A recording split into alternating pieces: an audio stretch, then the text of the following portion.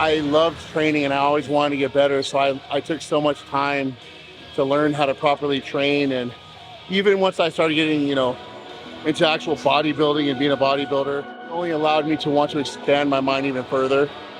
And I'm a person that likes to do things where I try it.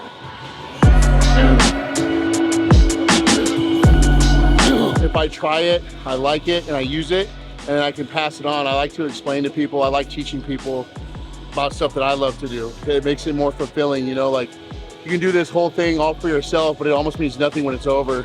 But if you can pass on the knowledge and the wisdom that you've gained and help other people out as you continue like with your life and you say goodbye to your career and stuff, it's very, like I said, fulfilling. Makes it all worth it, Domino effect, right? So like I was older, right? I started working out with him and he was coming in. So the stuff that I knew, I taught him, you know what I mean? And then now he's in the younger generation, and hopefully that generation teaches younger generation. It's just, everyone's just building on knowledge, and teaching each other. Yeah. That's what it's about,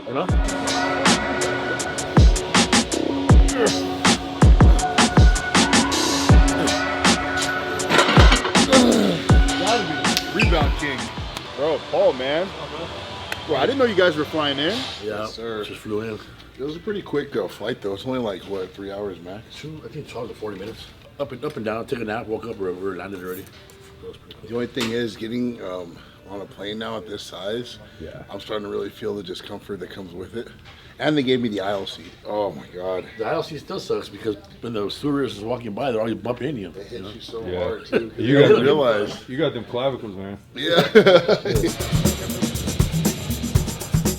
If I didn't have the wife that I have, she's the one who wanted me to do it.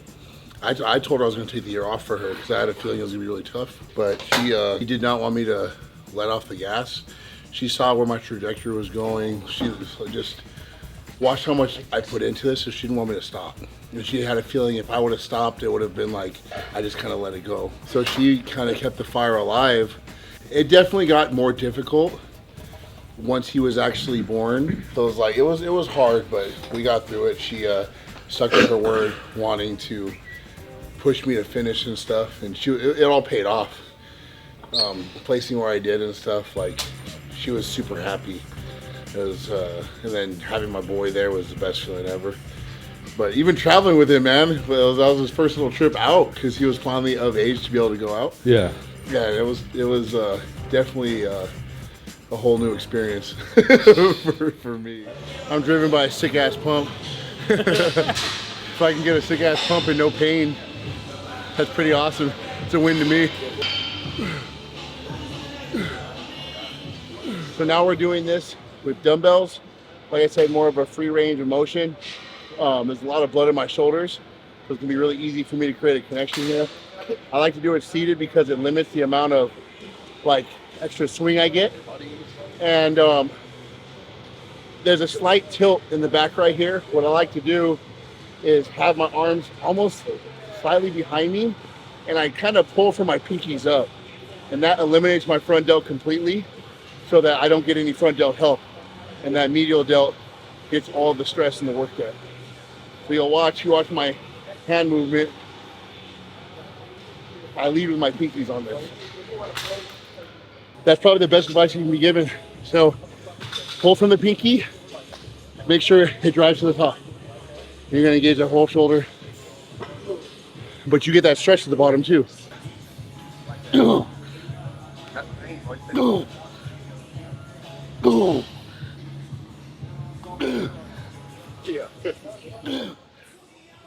weights work. Little weights work. I always say little weights are more intimidating because when you do it right, it hurts way more than the heavier weights. My shoulders hurt. I was natural for 12 years. Big weight matters for natural, only because you can only do so much volume that you can recover from. You just have food and sleep when you're natural. And when you're enhanced, you can add more volume because you can recover from more reps and sets. So volume will work for a natural person, but I truly believe you'll get bigger as a natural athlete by doing like the pyramid sets, lifting as heavy as you can, still within reason. Yeah. But I got to my size natural, doing pyramid sets, no less than 6 reps, building up in weight. And enhanced, I got even bigger doing that.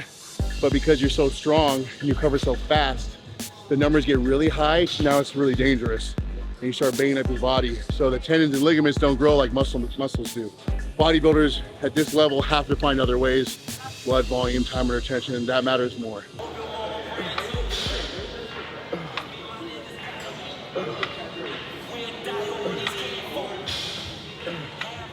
They're face pulls, but they're up high. So Oh, yeah, you're going up high and then you're kind of spreading your arms apart as you come up to the top. So really keep the tension in your rear delts. This is a variation we learned from a friend who owns One Gen Gym in California. Okay.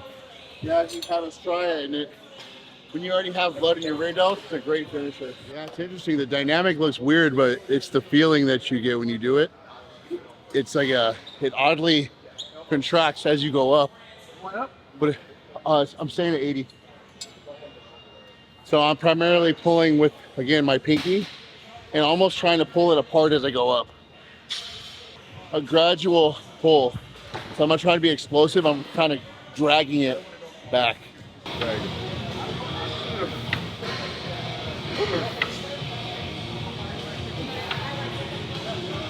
Sure.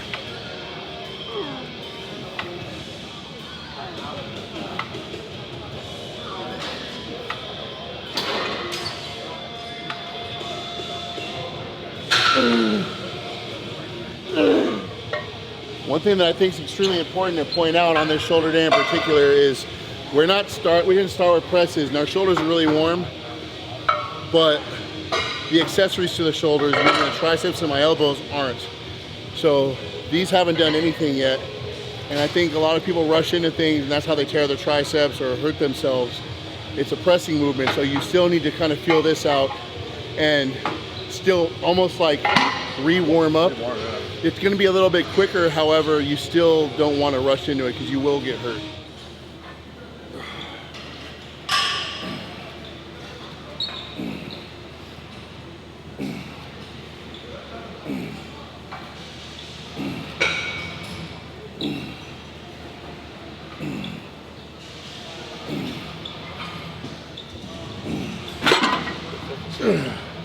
Feel strong, yeah. Yeah, I'm going to stay here. But...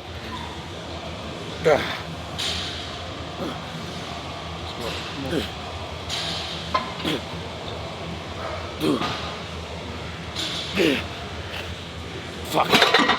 Gotta be. Rebound king.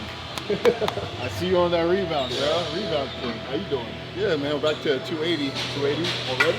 Yeah, and he had to pull food away because my weight just kept going out. It's just going up. Yeah, it keeps going up. Yeah. You know? Bro, Paul, man. Bro, I didn't know you guys were flying in. Yeah. How long you guys staying? So Monday afternoon? Leaving Monday afternoon. Monday afternoon? So we'll get our last workout here before we leave. Okay, okay. You let me know. Let's try and hang. This is what? To kill the momentum. So at the bottom, it's a dead hang. Pick it up. Dead hang. Pick it up. You don't want to use that swing momentum. You're just using your shoulders to pick it up. Yeah, I'm just gradually picking it up, leading it from a dead stop to a contraction. That's how you're gonna get the most out of these. If you use momentum, you're only contracting at the top. You're missing out on a whole 2 or 3 seconds to get to the top of tension time. And this is called a Y raise, huh? Yeah. A lot of people do them like this. I find it easier on the shoulder joint by kind of like turning the top. More of the shoulder too, having like this rather than like this. You're more like this is more of your front. You're more of your front out. You're bringing it around. It's more your whole cap.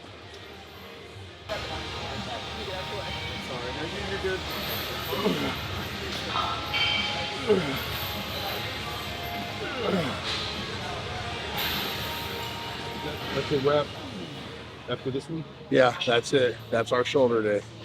A lot of volume, a lot of reps, a lot of blood flow, and a lot of pain. Good pain. So we'll see you on Monday. We'll get some good information for the guys for chest training. Absolutely, absolutely. Looking forward to it. Thanks for watching. Hell yeah. All right, Joe. Big Joe out.